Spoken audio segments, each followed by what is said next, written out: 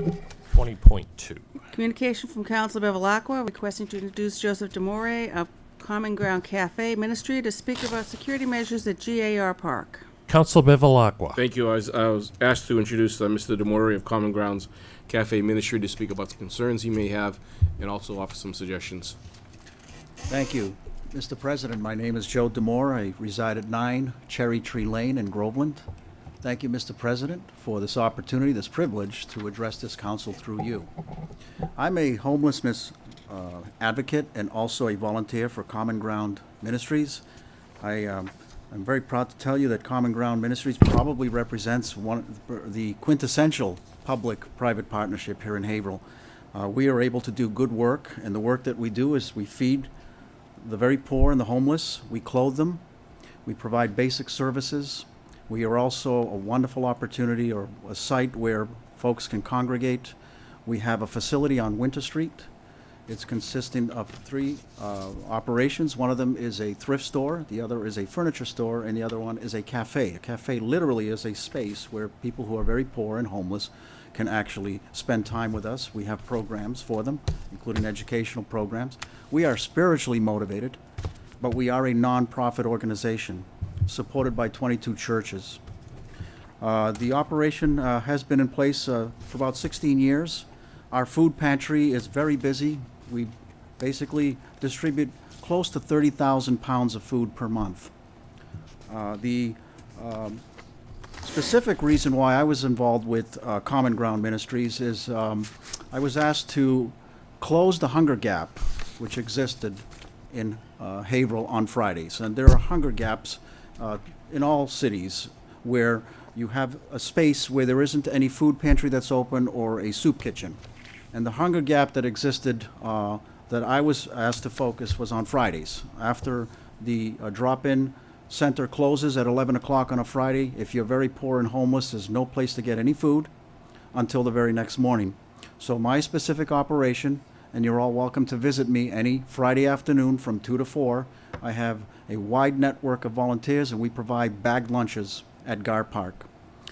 My partner, John Coleman, further closes the gap because after we're done with Gar Park bag lunches distribution from 4 to 7 at Common Ground Cafe, we've been opened about 3 months now, we have a network of people, volunteers that provide hot and cold buffet.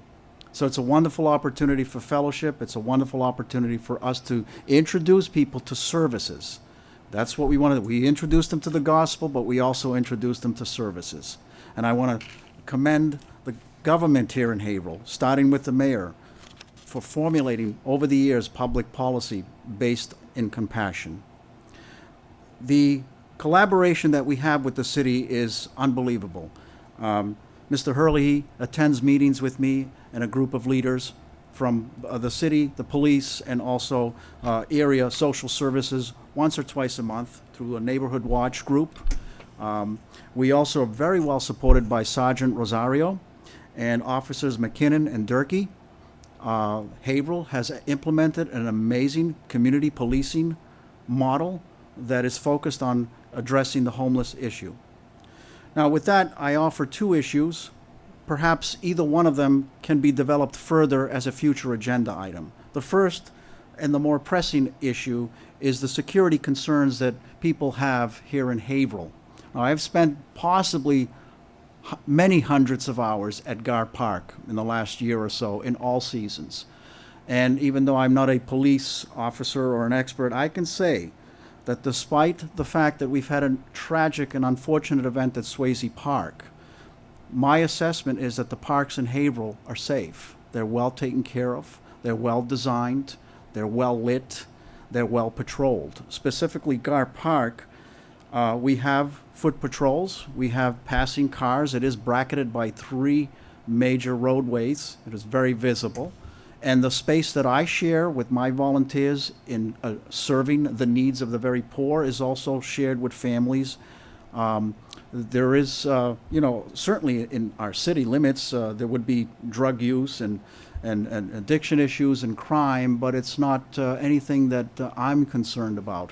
If you wanted to address security issues at Gar Park specifically, because that's the space that I know best, it's just a tweak. Maybe some video cameras, certainly some signage that would alert people that there are video cameras, and possibly increasing foot patrols at specific time frames. There is very good enforcement of no loitering, and drinking and drug use is minimal to none. I do see some of that, but I've never seen open drug use at Gar Park. I think the police do an amazing job, and you should be proud of that. And again, that unfortunate incident could happen anywhere. I have no fears. The other item perhaps is a little bit more strategic, and this is the last item that I'll share with you. Homelessness is not a tragic event. It is a man-made condition. And the twin drivers of homelessness in Haverhill is economic poverty. It's not drugs, it's not crime, it's not alcoholism, even though they're certainly related issues that support homelessness, but we also have mental health issues. But economic poverty is the greatest driver of homelessness in the Merrimack Valley. Now, what does a city do? Because there are two components to economic poverty. One of them is lack of jobs, and the other one is lack of affordable housing. The lack of jobs you're addressing.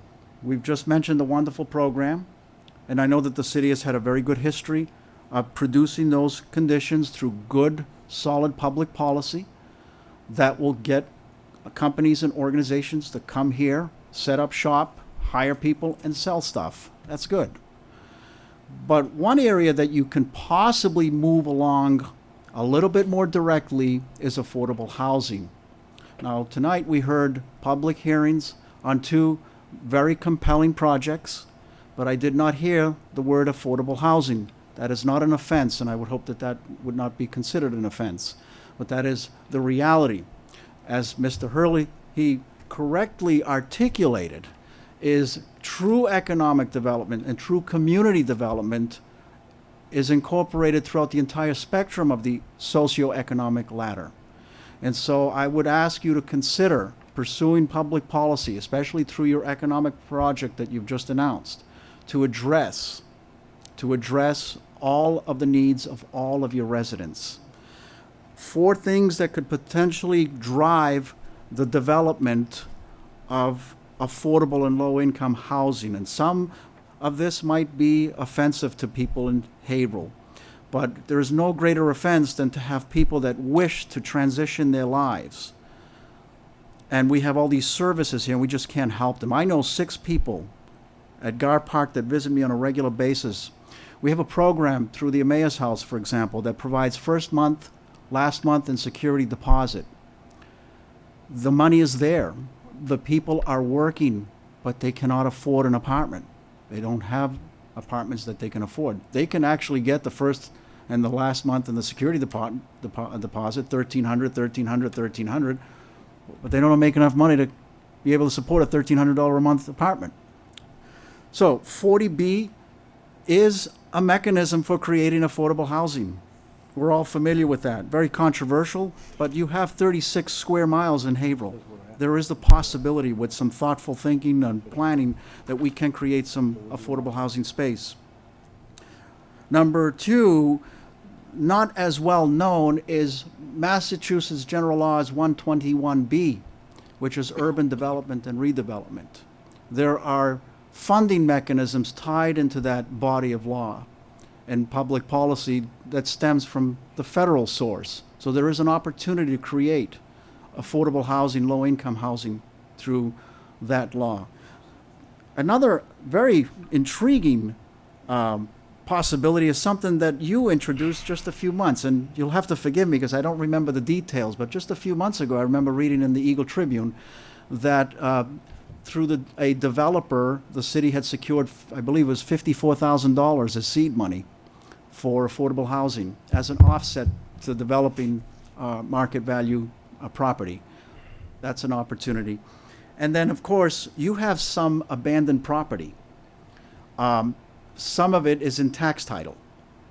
Therefore, it doesn't take much legally to possibly acquire some abandoned properties, possibly develop it into transitional housing, low-income housing, at the very least, some emergency shelter units, because that is the number one problem.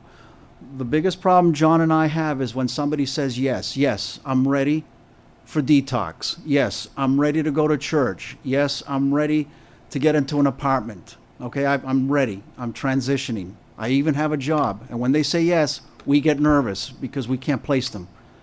It's difficult to get them a job. It's almost impossible to get someone into affordable and low-income housing here in Haverhill. So I want to thank you for this opportunity. I'll certainly entertain any questions. And through you, Mr. President, I did prepare my comments on paper. I can submit them for a future packet through the city clerk. Thank you. Thank you very much. And are there any questions, Councilor Bevilacqua? No, I don't know Mr. Demore. I was asked to introduce him. Obviously, he had some comments and questions relative to the idea of assisting those in need. You know, one thing I would say is that I think that Haverhill, I wish Mr. Pilsner was still here, I think that Haverhill is probably at or above the state-established minimum threshold for affordable housing. Obviously, we can do more. I'm hoping to see, in my opinion, the return to units that'll serve needy people that are now abandoned or underutilized, so that we can go back into our inner city neighborhoods and restore those units. That's where I see. I don't see new projects being built, but I see restoring abandoned, underutilized buildings for that purpose. If someone is working, obviously that's an important aspect of the whole housing facet. Homelessness is something we all agree upon that needs to be addressed. But I appreciate you coming tonight. I appreciate you asking to be before the city council, and I appreciate your thoughts. Thank you very much. Appreciate Thank you. Thank you, The Councilor. urban redevelopment track could possibly be the answer to, or part of the answer to what you have just suggested. Thank you. Thank you, Councilor. Council McGonigal. Thank you, Mr. President, and thank you very much for coming and educating us and pointing out some of the things. I think with your association or with Mr. Herlihy, I won't put him on the spot again tonight. Oh, he's there. But I think he can bring you up to speed on what this city has done and what the mayor has put aside in really trying to help folks transition from homelessness or from one level beyond homelessness to having an apartment to actually transitioning into being a homeowner. And there was money set aside in last year's budget to try to help people do that. And some of the abandoned properties are looked at to be taken over, maybe shared that way. And, you know, as long as there are homeless people, we haven't done enough. So I agree with you, and I appreciate your fear when someone says I'm ready, because I'm in the employment business, and there are plenty of jobs available if you can get it, if you have the transportation, if you have the solid track record, if you have the other parts of your life squared away. One of them is being safe, having food, and, you know, the last thing is being able to be somewhere every day, maybe having childcare. So thank you for what you're doing. It is needed, and we will always try to do our part to support affordable housing in the city. So thank you. Thank you very much. Thank you, Appreciate Mr. your President. comments. Thank you, Councilor. Councilor Vargas. Thank you, Mr. President. I just had a quick question for you. Lately I've been researching the Community Preservation Act, and I just wanted to get your thoughts on that, if you've looked into that, if you have any comments related to whether or not it would be a good fit for the city of Haverhill. Well, community preservation, I know that I'm a former Board of Selectmen member in Groveland, so CPA is a touchy subject. Yeah. My understanding is that it's really perfect for development and preservation of historic and recreational. There's not an affordability angle to it as well? There is also an affordable housing component as well. Okay. That is something that would be put, unless it's done differently here, to the voters for them to allocate collected monies through the CPA to be used for affordable housing. Might not be a bad way to go. You certainly open up the discussion to the entire city by ballot. So I think that that's a very good. In Groveland, we have a significant problem. We don't have enough affordable housing either. We're at 2.5%. We're supposed to be at 10, And I've been, worried about that for a long time, because if we don't start inching towards, and you can get to 10 with apartments, you don't have to have houses. Right. You can do, but CPA is a very viable mechanism, absolutely. Thank you. Thank you.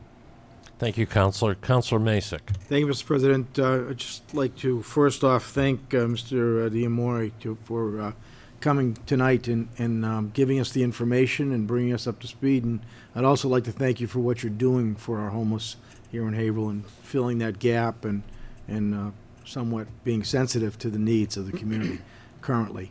I think your recommendations are good, and I might suggest, with the support of my colleagues, that the council send a letter to the mayor asking him to investigate recreating the Haverhill Housing Partnership, which, when I was on the council in the 80s, I was actually the founder and helped to establish the Haverhill Housing Partnership. At the time, there was only a mass housing partnership. We were actually, at that time, only the second community in the state to actively create a housing partnership. And we were able to not only create affordable housing, we were actually helped construct housing and work with developers, work with our community development. We worked also with a little bit with Emmaus. They were just coming of age, but also we worked with why can't I think of their name? Dick Lynch down on Community Action, and worked with them, and we did a lot of good stuff. And I think we could do it again, probably better, because I think it's more established. It's not a young organization statewide. It's well established, and there's also a Merrimack Valley housing partnership now, which would probably be where we would plug in, because they are a multi-million-dollar organization helping affordable housing. So with that being said, I would like to, it facilitates through the mayor. The mayor would have to appoint a committee, and I would just like to see the mayor maybe take a look at it, and maybe we can run with that ball and help bring Is that a forward motion? some of Yes. the- Yes, it is. Second. Motion by Counselor Masek, seconded by Council Vice President Barrett. All in favor? Aye. All opposed? That passes. Counselor Sullivan. Thank you, Mr. President. Thank you, Joe, and for your partners' efforts on behalf of the homeless here in Haverhill. You're doing great work. I did want to let you know that the City Council is making it a priority to get cameras installed at GAR Park. So that is one thing that's currently in process. We're going to be talking about it in our budget hearings. We sent a letter to the mayor as a larger effort to put cameras in all our parks and some of our public buildings. Certainly GAR Park is a key location where we should have cameras. So just wanted to let you know that is in the works, and hopefully we'll have those cameras and some signage up hopefully by fall. Thank you. The signage is very, very important. It is a deterrent. Thanks, Joe. Thank you, Mr. President. Thank you very much, Counselor. And I want to thank you for all the preparation that you did, and you gave a very articulate presentation. Thank you, and I'll bring your good wishes to my team. Appreciate it. Thank you very Mr. much. President. Madam Clerk, next item. Communication from Councilor Bevilacqua.